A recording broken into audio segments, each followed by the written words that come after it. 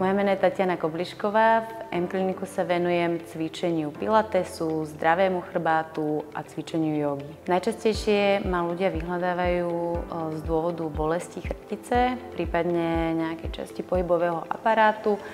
A môjim cieľom je ich telo sfunkčniť práve pohybom, čo sa týka či už mobility, spevnenia, celkového rozdýchania a najmä navnímania a spojenia sa so svojím telom.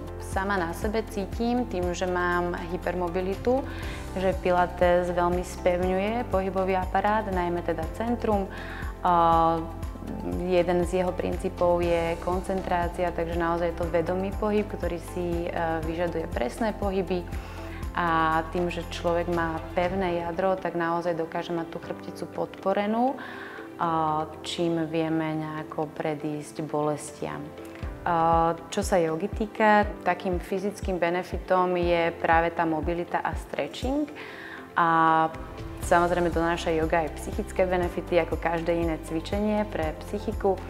A to je to uvoľnenie sa, spojenie sa s momentom, predýchanie toho tela a také nejaké odídenie z reality a vonkajšieho sveta priamo k sebe. Cvičenie zdravý chrbát, toto cvičenie je kombinácia pilatesu, cvikov na mobilitu a nejakých možno aj dynamických cvikov, závisí od klienta.